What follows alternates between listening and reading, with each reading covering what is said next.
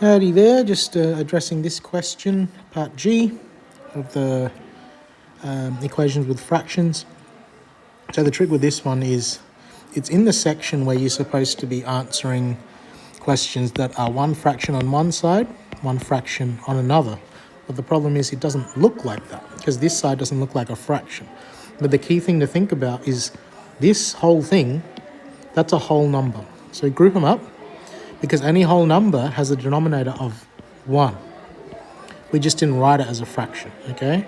Any whole number, whenever I write 5 in real life, right, if I just wrote 5 on a piece of paper, that is the same as the fraction 5 over 1 because it's 5 wholes. So the same thing holds here. Sorry about the noise, I've got a sketchy mainstream class nearby. This was a whole number. That's why it was just written plainly. Written plainly just like this 5 was. But because I wanted it to be a fraction, I wrote it as over 1 because that lets me cross multiply.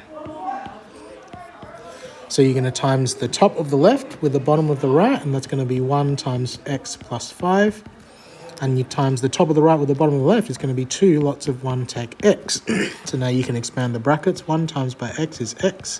1 times by 5 is 5. 2 times by 1 is 2. 2 times by negative x is negative 2x. I have variables on both sides. I've got negative 2x's there and 1 there. So here I'm going to go, opposite of take 2x is plus 2x.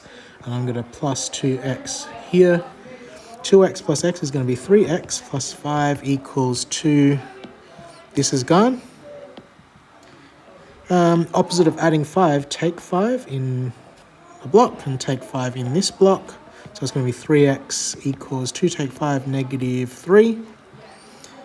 What is 3 doing to x? Timesing, so you divide both sides by 3. So x is going to be negative 1.